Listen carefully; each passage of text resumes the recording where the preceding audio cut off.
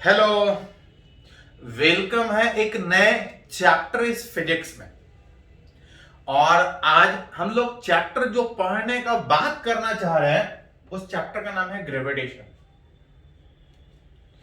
ऐसे तो ये चैप्टर 11th का है, लेकिन जानबूझ के इसको 12th में पढ़ाया जाता है इलेक्ट्रोस्टैट के बाद, क्योंकि जितना बात डिटेल में इलेक्ट्रोस्टैट में पढ़ना है उतना ही डिटेल में यहां पे ग्रेविटेशन में पढ़ना है।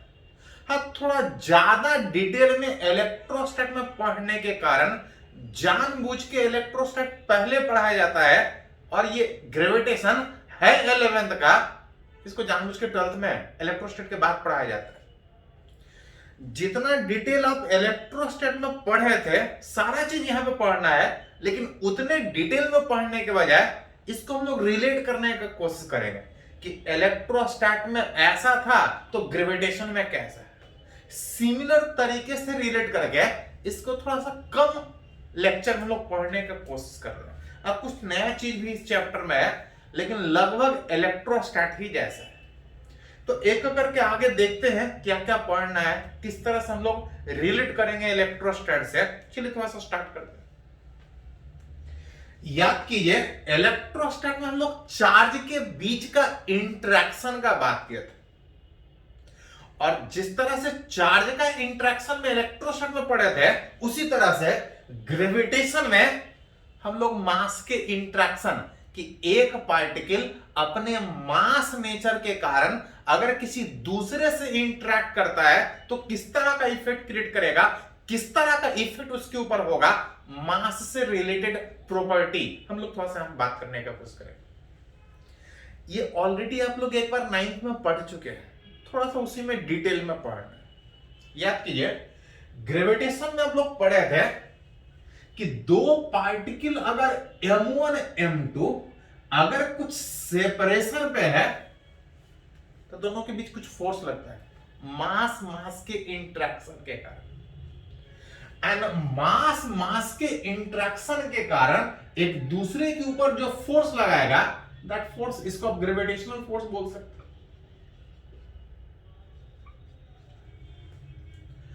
और दो पार्टिकल के बीच जो ग्रेविटेशन फोर्स होगा बिटवीन,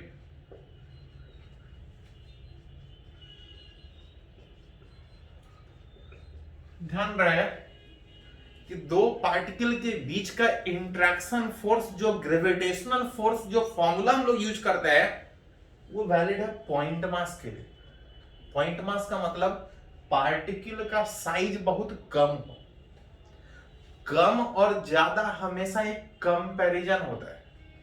जितने डिस्टेंस में पार्टिकल रखा है, जिसके बीच इंटरेक्शन का बात कर रहे हैं, उस डिस्टेंस के कंपेयर में अगर इस पार्टिकल का साइज बहुत छोटा होगा, किसके कंपेयर में, इस डिस्टेंस के कंपेयर में इस दो पार्टिकल का साइज अगर छोटा होगा तो इसको पॉइंट मास, छोटा सा मास बोल सकते हैं। अब तभी फॉर्मूला आप लगा सकते हैं। Gravitational force between two point particle अगर बात करें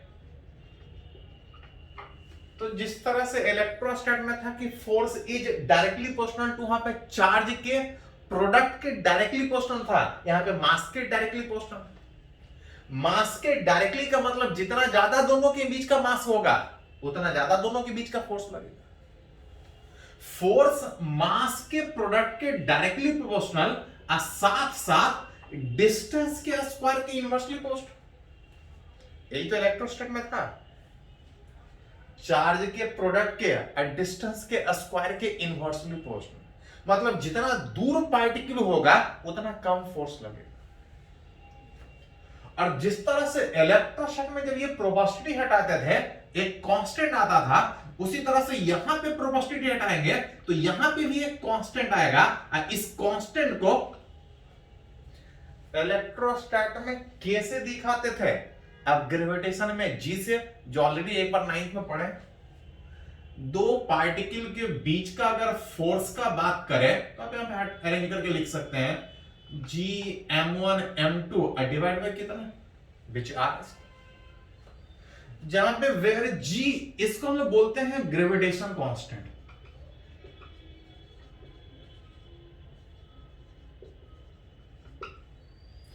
एक नया टर्म ये आ रहा है जी, तो थोड़ा सा पहले इसके बारे में कि इसका डायमेंशन क्या होगा, इसका यूनिट क्या होगा, इसका वैल्यू कितना होगा, उसके बारे में बात करें।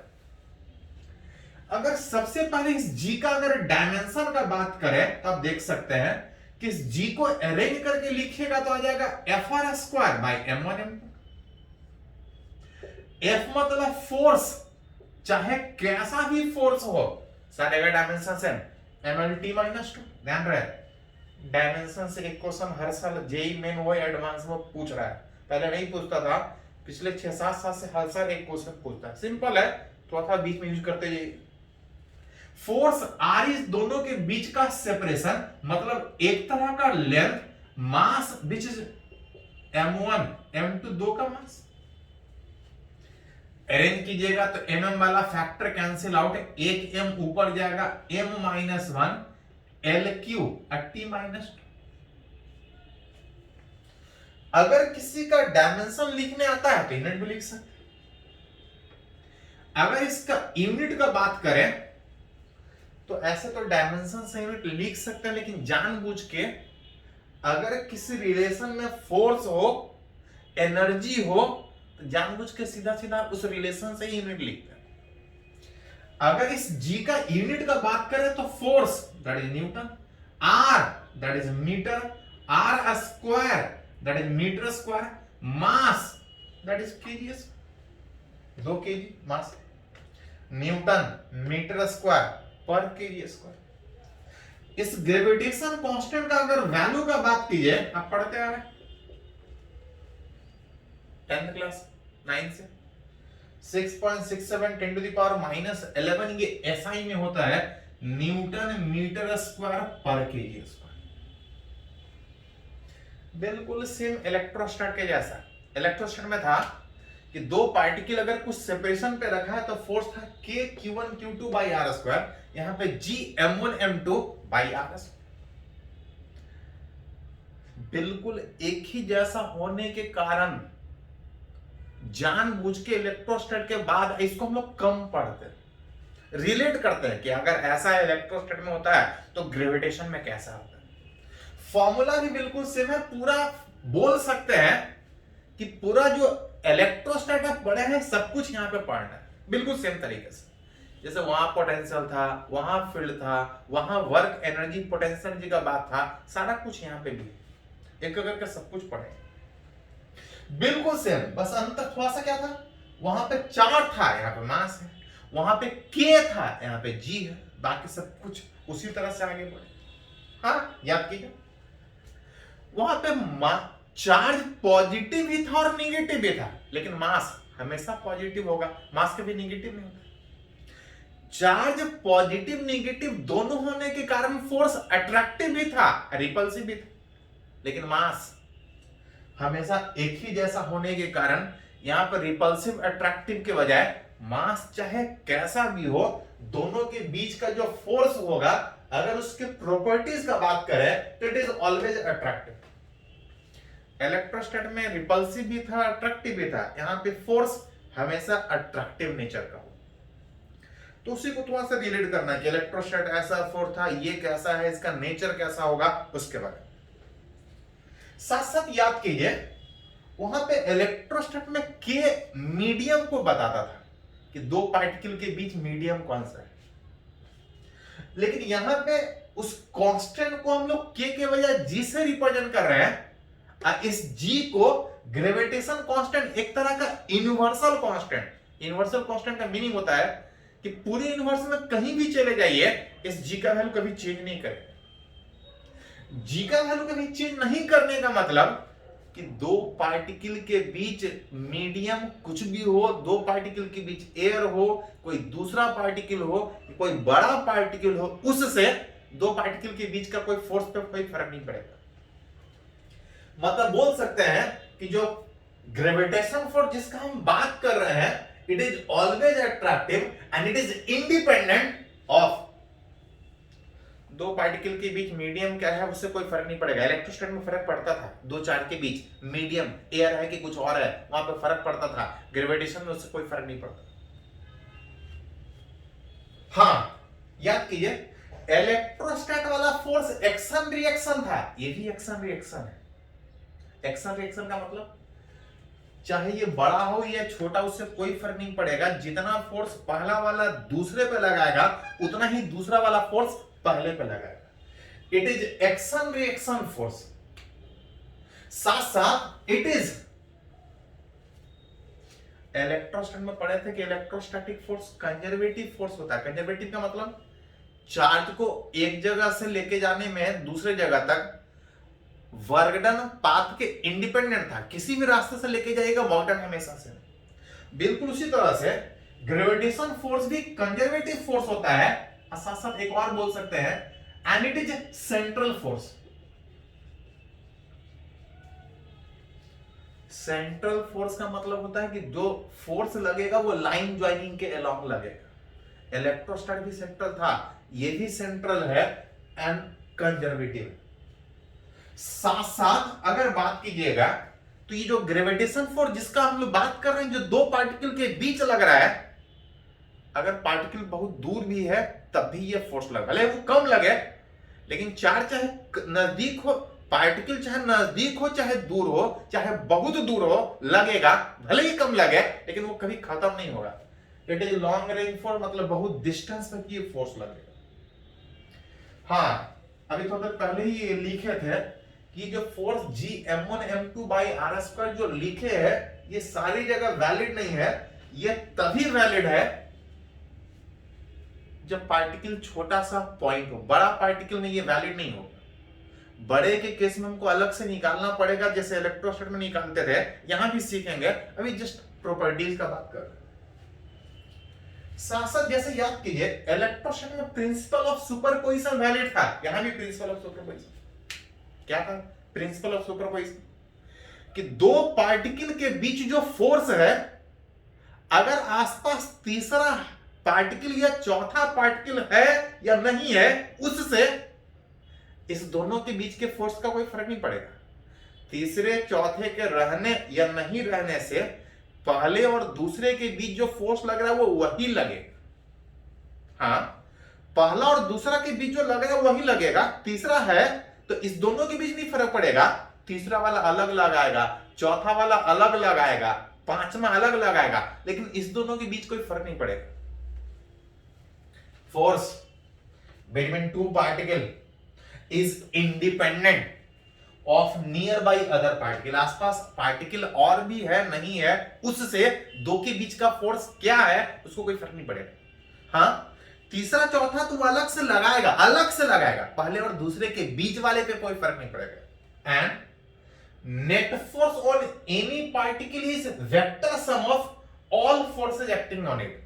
किसी एक पार्टिकल के ऊपर अगर नेट फोर्स निकालने का बात करें तो आसपास जितना भी है, अगर पहले के ऊपर बात करें तो दूसरा है तो दूसरा लगाएगा, तीसरा है तो तीसरा लगाएगा, चौथा है तो उस पहले पे चौथा लगाएगा, और अगर टोटल लिखेगा तो सारे का सब, जिसको हम बोलते हैं आसपास जितना हो सब कंटिन्यू, जिसको हम बोलते हैं प्रिंसिपल ऑफ सुपरपोजिशन। ये भी आपको इलेक्ट्रोस्टैट में पढ़ना था। मतलब आप बोल सकते हैं कि जो आप डिटेल में इलेक्ट्रोस्टैट पढ़े थे वो सब चीज यहां पे पढ़ना है, लेकिन डिटेल में नहीं पढ़े। यहां पर रिलेट करेंगे कि इलेक्ट्रोस्टैट में ऐसा पढ़े तो ग्रेविटेशन में कैसा हो। हाँ, कुछ अलग से इसमें पढ़ना है, कुछ नया भी पढ़ना है, लेकिन सारा इलेक्ट्रोस्टैट यहाँ पे है, तो उतना डिटेल में आप लोग पढ़े थे होंगे, 25-30 लेक्चर पढ़े थे इलेक्ट्रोस्टैट, उतना डिटेल में पढ़िएगा तो यहाँ पे परेशानी होगा। वहां पे डिटेल में पढ़ने के बजाय रिलेट करेंगे कि इलेक्ट्रोस्टैट में अगर ऐसा सोचते हैं तो ग्रेविटेशन में कैसा सोचते हैं। तो भी एक सिंपल फॉर्मूला जो आप ऑलरेडी 10th में 9th में पढ़े थे कि दो पार्टिकल अगर कुछ सेपरेशन तो फोर्स कितना, ये फोर्स कैसा, किधर, कौन से डायरेक्शन में लगेगा, नेचर कैसा होगा, थोड़ा सा प्रॉपर्टीज का बात किया। आगे हम लोग कंटिन्यू करते हैं, पहले इसको थोड़ा सा नोट कर लीजिए।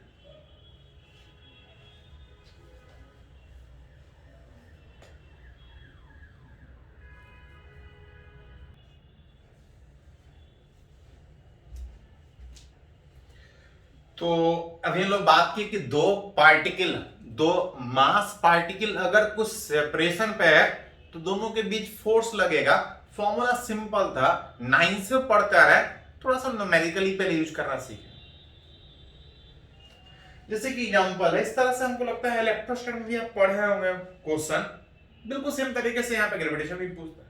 बोल रहा है कि एक पार्टिकल जिसका मास m है is divided into 2 part, m तो बाकी बचा हुआ m माइनस। बोल रहा है एक पार्टिकल को 2 टुकड़ा में डिवाइड करके कुछ सेपरेशन पर रख रहा है, कुछ होगा सेपरेशन। बोल रहा प्लेस एट सर्टेन सेपरेशन, पूछ रहा है कि मास m/m कितना हो, मतलब मास को किस तरह से डिवाइड करके अलग अलग रखें कि force between them is maximum. Single particle को 2 पार्ट में तोड़ के किस तरह से अलग अलग रखें कि दोनों के बीच फोर्स मैक्सिमम लगे। ऐसा क्वेश्चन इलेक्ट्रोस्टैटिक में पूछता है। फोर्स अगर बिटवीन अगर 2 अगर बात करें तो F बराबर G m1 m2 में m minus m divide by r। बोल रहा है फॉर जो फोर्स दोनों के बीच लग रहा है वो मैक्सिमम होना चाहिए। फोर्स मैक्सिमम होगा कब, जिस पे डिपेंड कर रहा होगा वो मैक्सिमम होना चाहिए। सेपरेशन के बारे में नहीं बोल रहा है, बोल रहा है मास किस तरह से तोड़ के अलग करे, मतलब कि फोर्स मैक्सिमम तब होगा जब m into m minus m that is mm minus m square, ये मैक्सिमम होगा। मास को किस तरह से अलग अलग तोड़ के रखें कि फोर्स मैक्सिमम हो, फोर्स मैक्सिमम तब होगा जब जिस पे डिपेंड कर रहा है वो मैक्सिमम होना चाहिए। ये मैक्सिमम होगा तो फोर्स मैक्सिमम। किसी का मैक्सिमम मिनिमम कैसे निकालते हैं तो पढ़े कि जिसका भी मैक्सिमम मिनिमम निकालना हो उसको एक बार डिफरेंशिएट करते हैं। किसके रेस्पेक्ट में, जिस पे डिपेंड करता है। उस टोटल मास तो फिक्स था, किस तरह से तोड़ के अलग किए हैं उसके रेस्पेक्ट में डिफरेंशिएट करके एक बार 0 पुट कर दीजिए, ये हमको कंडीशन दे देगा कि कौन से कंडीशन में वो मैक्सिमम होगा। डिफरेंशिएट अगर इस m के रेस्पेक्ट में करें जहां पे टोटल मास कांस्टेंट, तो m बाहर, m का डिफरेंशिएशन m के रेस्पेक्ट में 1, m स्क्वायर का m के रेस्पेक्ट में 2m that is equal to 0। यहां से m बराबर 2m, यहां से अरेंज कीजिएगा तो m बाई m बराबर 2। m बाई m बराबर 2 का मतलब टोटल मास का आधा आधा 2 पार्ट में डिवाइड करेंगे, अब कुछ सेपरेशन पे रखेंगे तो दोनों के बीच का फोर्स मैक्सिमम होगा। तो जैसे आप इलेक्ट्रोस्टैटिक में सोचते थे बिल्कुल उसी तरह से ग्रेविटेशन में, बस वहां पे अंतर था, वहां पे k q1 q2 by r square, एक एक्स्ट्रा में हमको मीडियम भी सोचना पड़ता था, यहाँ पे मीडियम का कोई झंझट नहीं।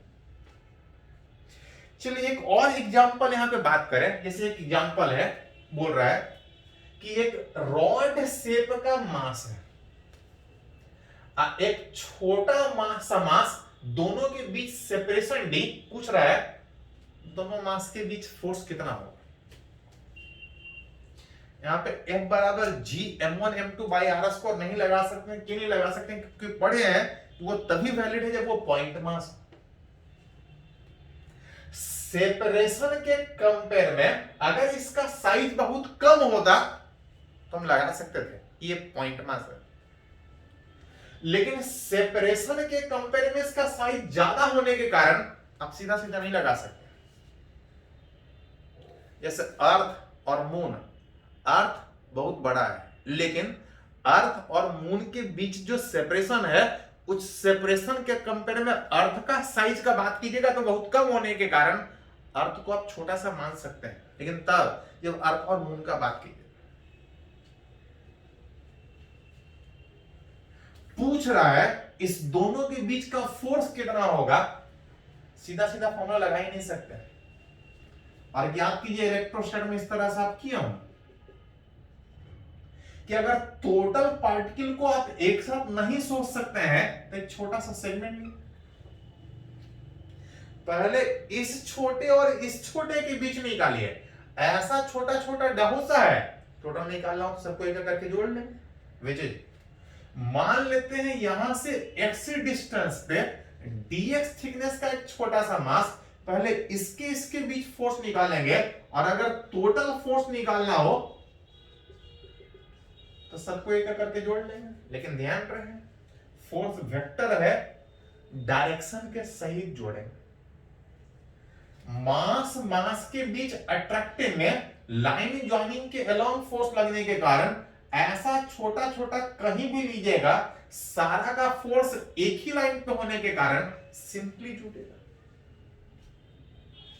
जिसमें पहले फोर्स निकालेंगे Gm1, M2 में इधर छोटा सा मास,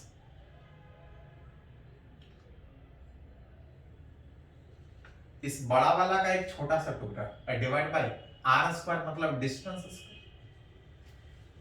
पहले इस छोटे और इस छोटे के बीच निकालेंगे, टोटल निकालने में ऐसा सा ढेर सा छोटा छोटा आएगा, सबको जोड़ लेंगे।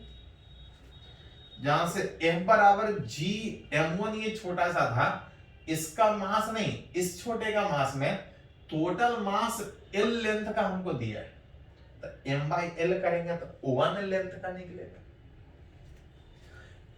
L लेंथ का m मास डिवाइड करेंगे तो ये 1 लेंथ का होगा, यूनिट लेंथ का, लेकिन यूनिट नहीं, हमको इस dx लेंथ का मास चाहिए। डिवाइड बाय x² में इस इंटीग्रेशन में कुछ कांस्टेंट है, वेरिएबल, एक करके जोड़ेंगे, जोड़ने का बात था, यहां पे x चेंज करेगा।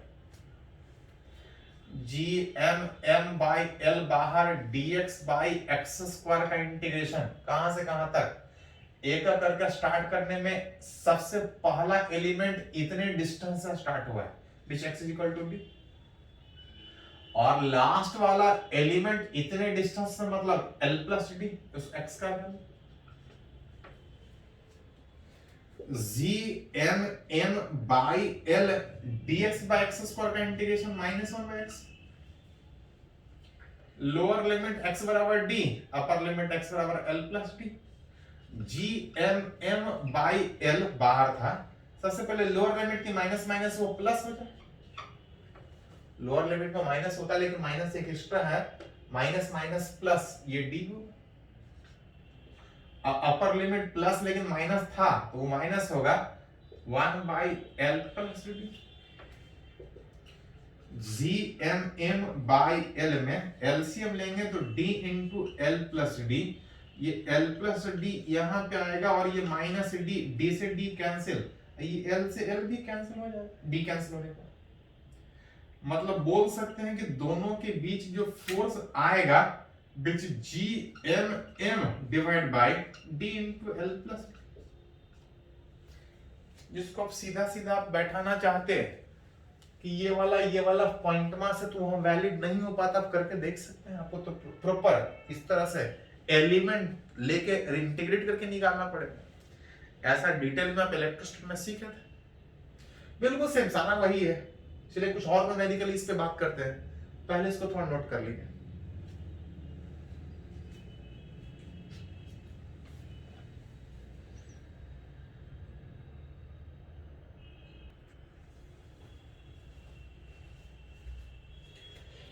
तो हम लोग सीख रहे हैं कुछ न्यूमेरिकली, जो ग्रेविटेशन फोर्स 9 से पढ़ते आ रहे हैं उसको न्यूमेरिकली किस तरह से यूज करें।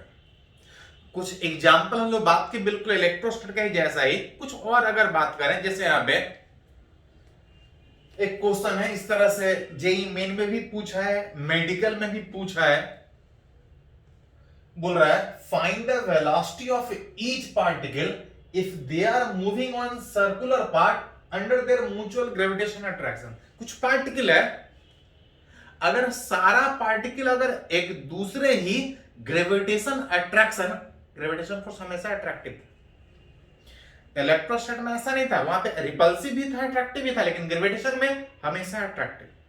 बोल रहा है कि कुछ पार्टिकल कहीं रखा है, अपने एक दूसरे के म्यूचुअल ग्रेविटेशन अट्रैक्शन के कारण अगर सर्कुलर पाथ पे मूव कर रहा है तो हर एक पार्टिकल का स्पीड कितना, जिसमें पहले केस हम लोग बात करना चाह रहे हैं फॉर 3 आइडेंटिकल पार्टिकल सिस्टम। किसी सिस्टम में 3 पार्टिकल तीनों सर्कुलर पाथ पे अगर मूव कर रहा है म्यूचुअल अट्रैक्टिव फोर्स के कारण, अगर तीनों आइडेंटिकल है तो आइडेंटिकल का मतलब ही होगा ये तीनों आइडेंटिकली एक दूसरे से बराबर सेपरेशन, इस तरह से बोल सकते हैं कि एक ट्रायंगल के ऊपर सर्कुलर पाथ, एक ट्रायंगल के शेप में एक सर्कुलर पाथ के ऊपर इस तरह से मूव कर रहा है। आइडेंटिकल होने के कारण चाहे जितना भी स्पीड हो, सारे का स्पीड से, तीनों एक दूसरे के म्यूचुअल ग्रेविटेशन अट्रैक्शन के कारण सर्कुलर पाथ पे सारे अगर आइडेंटिकल है, बराबर तरीके से एक ट्रायंगल के ऊपर, एक ट्रायंगल के शेप में लगातार इस तरह से सर्कुलर पाथ के ऊपर मूव कर रहा। इस सर्किल का कुछ रेडियस होगा, देगा क्वेश्चन, पूछ रहा है इस स्पीड का वैल्यू कितना होगा। एक अननोन है, सोल्व करने के लिए एक इक्वेशन पढ़े हैं कि जब कोई पार्टिकल सर्कुलर पाथ पर मूव करता है तो ज्यादा नहीं, एक इक्वेशन आप लिख सकते हैं कि पार्टिकल को सर्किल में मूव करने के लिए required centripetal force mv² by r चाहिए, वहां से एक इक्वेशन लिख सकते हैं।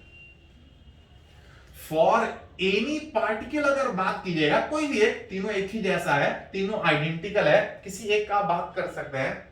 फॉर एनी पार्टिकल अगर वो सर्कुलर पाथ पे मूव कर रहा है तो सर्कुलर पाथ पे मूव करने के लिए एक सेंट्रीपिटल चाहिए, रिक्वायर्ड चाहिए, मतलब कोई देगा। कौन देगा?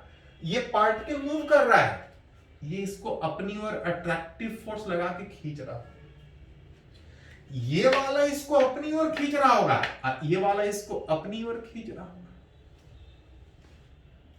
फोर्स वेक्टर होने के कारण जब टोटल फोर्स बात कीजिएगा तो रिजल्टेंट बीचों बीच इस तरह से नेट फोर्स जाएगा, विच इज नेट, जो ग्रेविटेशनल फोर्स लग रहा है सेंटर के तरफ, that will provide the required centripetal force, that's का वैल्यू कितना होता है? पार्टिकल को सर्किल में मूव करने के लिए mv² by r, r उस सर्किल का रेडियस, नेट फोर्स जो चाहिए, इतना चाहिए। कौन देगा? जो सेंटर की तरफ लग रहा था, सेंटर की तरफ कौन लग रहा था?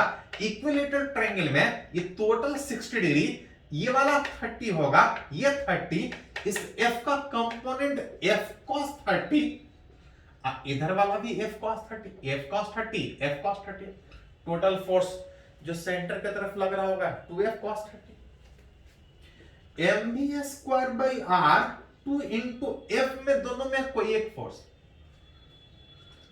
अब दोनों में कोई एक फोर्स का मतलब इस फोर्स का वैल्यू कितना?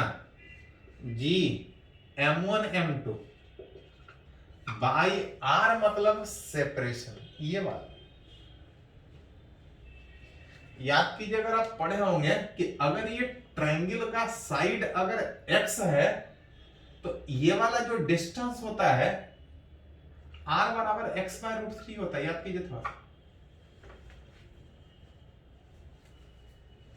किसी भी ट्रायंगल का साइड अगर x है तो ये वाला डिस्टेंस जो r होता है उस r का वैल्यू x/√3 होता है। अगर इस ट्रायंगल का रेडियस, सॉरी इस सर्किल का रेडियस अगर r है तो ट्रायंगल इस x का साइड का वैल्यू की बात कीजिएगा तो x बराबर √3r g m1 m2 by r² into cos 30, cos 30 का वैल्यू कितना होता है?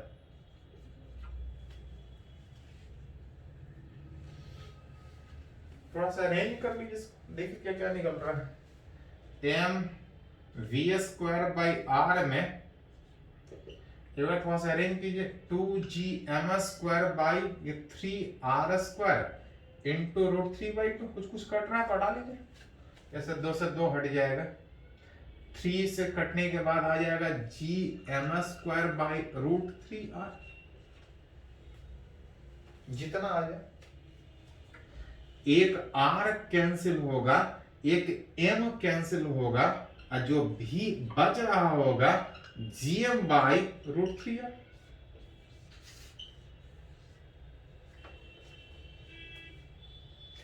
पार्टिकल अगर अपने ही एक दूसरे के जैसे दो के बीच का फोर्स था, यहाँ दो के बीच तो वैसा ही लगेगा, लेकिन तीसरा एक एक्स्ट्रा लगा रहा था। मन करे तो आप इस पे सोचिए, इस पे सोचिए, इस पे सोचिए, जैसे इलेक्ट्रोस्टैट में सोचते थे, बिल्कुल सेम तरीके से। इसी में कभी कभी बोला जाता है कि फॉर 3 आइडेंटिकल पार्टिकल सिस्टम के बजाय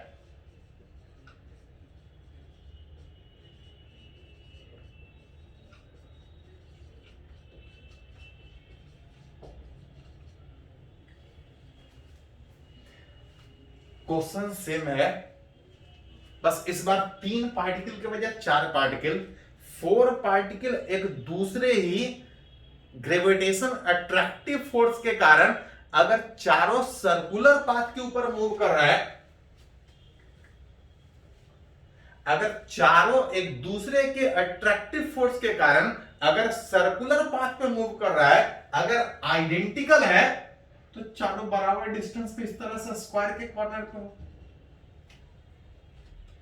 4 पार्टिकल अपने ही एक दूसरे के ग्रेविटेशन अट्रैक्टिव फोर्स के कारण अगर सर्कुलर पाथ के ऊपर मूव कर रहा है, तो पूछा जा रहा है इस स्पीड का वैल्यू कितना होगा। जहां पे इस सर्किल का कुछ रेडियस होगा, देगा कुछ क्वेश्चन में, तभी तो हम निकाल पाएंगे। एक अननोन, अभी थोड़ा देर पहले सीखे थे कि पार्टिकल अगर सर्कुलर पार्ट पे अगर मूव करे तो एक इक्वेशन आप किसी एक के लिए लिख सकते हैं कि पार्टिकल को सर्किल में घूमने के लिए फोर्स चाहिए, कौन? तो जो नेट ग्रेविटेशन अट्रैक्टिव फोर्स, जो सबको खींच के एक दूसरे के तरफ सर्कुलर पाथ पे मूव करने को हेल्प कर रहा है। किसी भी पार्टिकल के सर्कुलर पाथ में मूव करने के लिए फोर्स कितना चाहिए? mv square by are.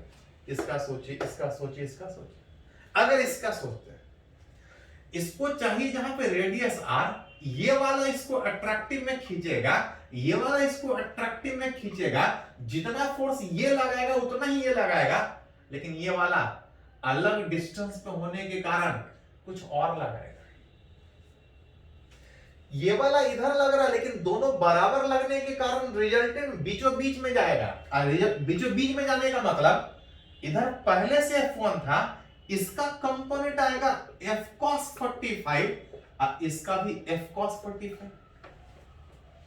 इधर एक पहले से लग रहा था, इस दोनों का भी रिजल्टेंट इधर ही होगा, नेट इधर ही लगेगा। That will provide the required centripetal force, जिसके कारण पार्टिकल सर्कुलर पाथ पर मूव कर रहा है।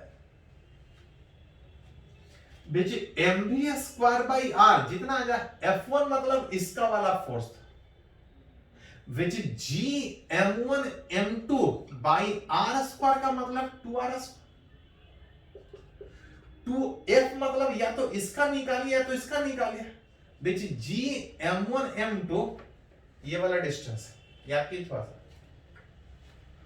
अगर ये x होता तो ये वाला डिस्टेंस r का वैल्यू x बाय रूट 2 होता स्क्वायर में। अगर ये स्क्वायर है, अगर ये x था तो ये r बराबर x बाय रूट 2 होता। टोटल डायगोनल होता है रूट 2x। आप वहां सोच सकते नहीं तो आधा सोच सकते हैं। r अगर रेडियस था तो इस x का वैल्यू जो आएगा x बराबर root 2r। g m1 m2 by R square cos 45 होता है 1 बाई रूट 2। एक m आप हटा सकते हैं, एक r हटा सकते हैं, जो बचेगा v स्क्वायर, या मन करे तो सीधा v लिखिए। एक आप m हटा दीजिए, एक r हटा दीजिए, v स्क्वायर की जगह v कीजिएगा तो अंडर। एक m हट गया था, बच रहा था gm। एक r हट गया था, एक r बच रहा था, which is 4r। यहां पे और अरेंज कीजिएगा तो gm, यहां पे रूट 2 का स्क्वायर मतलब 2 कैंसिल था, लेकिन ये रूट 2 बच रहा था, रूट 2r। कुछ कॉमन निकलता है तो निकाल सकते हैं, which is v बराबर gm by r 1 by 4 plus 1 by root 2। 3 हो, 4 हो, अगर 2 का बोलता तो 2 ही का सोचते। चलिए इसको नोट कीजिए थोड़ा सा।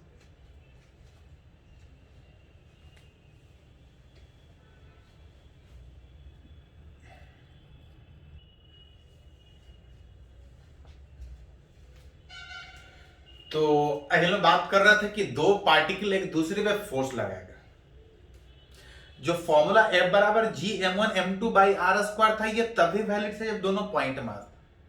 जब पॉइंट मास नहीं था, बड़ा शेप का बॉडी था, तो सीधा फोर्स नहीं लगा सकते थे, एलिमेंट लेके निकालते थे। एलिमेंट लेके निकाल सकते हैं, कुछ और भी तरीका था फोर्स निकालने का। याद कीजिए इलेक्ट्रोस्टैट में इलेक्ट्रिक फील्ड वहां पे हम लोग पढ़े थे कि एक चार्ज दूसरे चार्ज पे जो फोर्स लगाता है, सीधा लगाने के बजाय हर चार्ज अपने सराउंडिंग में एक इफेक्ट क्रिएट करेगा, जिसको हम लोग इलेक्ट्रिक फील्ड बोलते थे। और उस चार्ज के इलेक्ट्रिक फील्ड में जब दूसरा चार्ज आता था, तो उस फील्ड के कारण फोर्स लगता था।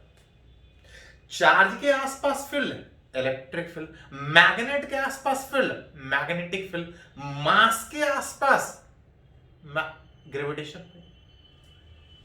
जैसे चार्ज के बीच जो फोर्स लगता था इलेक्ट्रिक फील्ड के कारण, उसी तरह से दो मास के बीच जो फोर्स लगता है, वो हर मास अपने सराउंडिंग में एक फील्ड क्रिएट करता है, जिस फील्ड को हम लोग बोलते हैं ग्रेविटेशन फील्ड। बिल्कुल जिस तरह से आप इलेक्ट्रोस्टैट में इलेक्ट्रिक फील्ड डिफाइन किया था, ग्रेविटेशन में ग्रेविटेशन फील्ड डिफाइन होता है। द इफेक्ट सराउंडिंग एक मास पार्टिकल के, जिसके कारण किसी दूसरे में वो इफेक्ट डाले, that field is called gravitation. वो जो फील्ड क्रिएट हो रहा है किसी मास के आसपास, नजदीक में ज्यादा इफेक्ट होगा, मास से दूर जाएंगे उसका इफेक्ट कम होगा। कितना इफेक्ट होगा? ग्रेविटेशन। फील्ड इंटेंसिटी, उसका स्ट्रेंथ कितना होगा, जिसको हम लोग डिफाइन करते हैं कि एक पार्टिकल जो दूसरे पे फोर्स लगा रहा है, ग्रेविटेशनल फोर्स जो लगा रहा है, एक पार्टिकल दूसरे पे जो फोर्स लगा रहा है पर यूनिट, जिसको हम लोग टेस्ट मास बोलते हैं। वहां पे टेस्ट चार्ज का कंसेप्ट था, यहां पे टेस्ट मास का कंसेप्ट है कि पहला दूसरे पे फोर्स लगा रहा है, फील्ड क्रिएट करके फोर्स लगा रहा है। फील्ड कितना क्रिएट कर रहा है? तो कुछ नहीं, जिसके आसपास फोर्स निकालना चाहते हैं, जिसके आसपास फील्ड निकालना चाहते हैं, जहां भी निकालना चाहते हैं, वहां पे टेस्ट मास, एक मास रखें, उसके ऊपर कितना इफेक्ट हुआ, विच इज फोर्स पर यूनिट मास, वही फील्ड कहलाता है। इलेक्ट्रोस्टैट में भी यही डिफिनेशन, वहां पर था फोर्स पर यूनिट चार्ज, यहां पे एक मास दूसरे के ऊपर जो फोर्स लगा रहा है, जो फोर्स पर यूनिट मास, फोर्स पर यूनिट जो टेस्ट मास लगा रहा है। टेस्ट मास एक आइडियल कंसेप्ट है कि वहां पे मास रख के इसका इफेक्ट निकालेंगे, ये मान के कि ये कोई इफेक्ट क्रिएट नहीं कर रहा। एक पार्टिकल दूसरे पार्टिकल पे जो इफेक्ट क्रिएट कर रहा है, उसका वैल्यू कितना है, ग्रेविटेशन फील्ड कितना है, which is defined as force per unit mass. Electrostatic में था फोर्स पर यूनिट चार्ज। अलग अलग शेप ऑफ बॉडी होगा, शेप ऑफ मास होगा, अलग अलग फोर्स लगाएगा अपने सराउंडिंग में, अलग अलग फील्ड। इलेक्ट्रोस्टैट में डिटेल में पढ़ा था, वहां पे फॉर पॉइंट चार्ज पढ़े थे, यहां पे पॉइंट पार्टिकल, कि कहीं एक छोटा सा पार्टिकल, छोटा मतलब जिसका साइज बहुत कम, साइज कम या ज्यादा एक कंपैरिजन होता है, इसके कारण इफेक्ट निकालना चाह रहे हैं किसी जगह पे, जितने डिस्टेंस पे इसका इफेक्ट निकालना चाह रहे हैं, उस डिस्टेंस के कंपेयर में अगर इसका साइज बहुत कम है, तो ये पॉइंट मास। किसी पॉइंट मास के कारण आर डिस्टेंस पे कितना इफेक्ट होगा, कितना फील्ड होगा, which is force per unit test mass. Force per unit test का मतलब था कि जहां पे इफेक्ट निकालना है, वहां पे एक मास रखें, जिसको हम लोग टेस्ट मास बोलते हैं। इलेक्ट्रोस्टैट में टेस्ट चार्ज का कंसेप्ट है। ये मान के कि यहां पे ये इफेक्ट क्रिएट करेगा, ये बैकफायर, ये बैक इफेक्ट क्रिएट नहीं करेगा। एक कज ये फोर्स तो लगाएगा, लेकिन ये निकालने के लिए कि इसका इफेक्ट कितना हुआ है, एक आइडियल कंसेप्ट हम लोग सोचते हैं। फोर्स वेक्टर होने के कारण फील्ड भी वेक्टर होगा। वेक्टर का मतलब उसका डायरेक्शन भी होगा। किधर? तो जिधर फोर्स होगा उधर ही फील्ड होगा। इलेक्ट्रोस्टैट में फोर्स अट्रैक्टिव, तो फील्ड भी अट्रैक्टिव।